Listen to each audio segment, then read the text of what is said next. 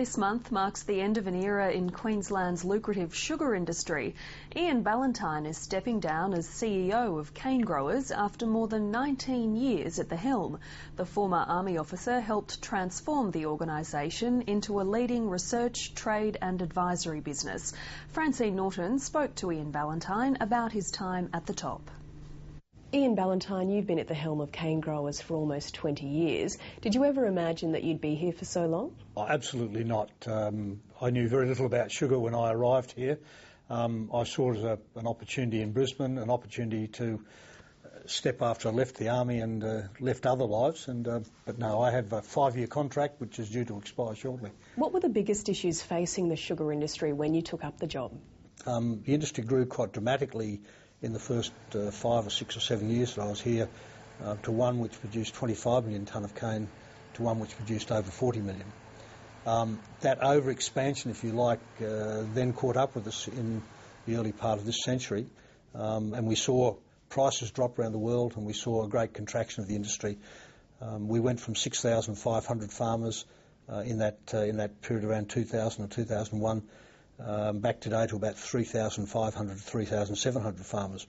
The real turbulence in the industry occurred in the early part of this century, 2003, 4, 5, where we saw very, very low prices. It was during that period where we went to the federal government and we convinced the federal government to make an investment in the industry of about $400 million. Now that investment, and I tell the government regularly and our own members, paid off. Did the sugar industry need that turbulence to move forward? We had to become more commercial, there's no doubt.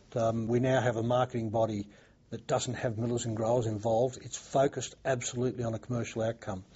We now have growers that can invest and make decisions about their future 4 or 5 or even 6 years in advance to secure sugar prices. So they can make decisions about their future now.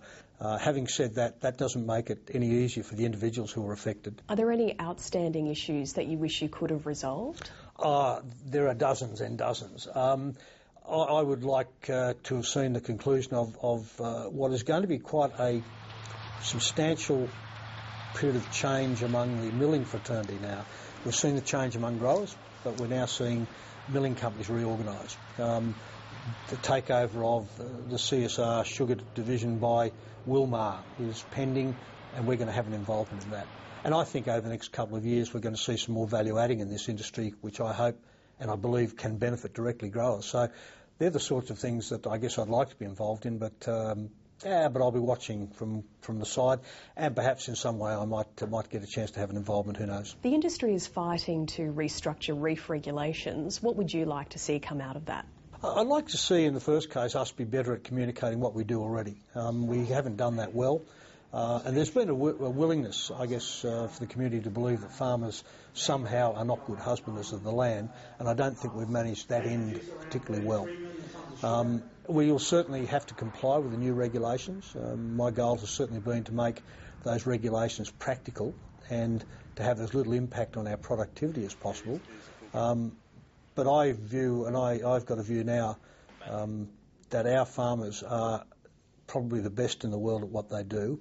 They are part of the community. They've been living adjacent to that barrier reef for a long time, and anything that they can do to preserve it, they will do, and I think they're doing that already. Ian Ballantyne, thank you. And Steve Greenwood from the Property Council takes over as CEO of Canegrowers at the end of the month.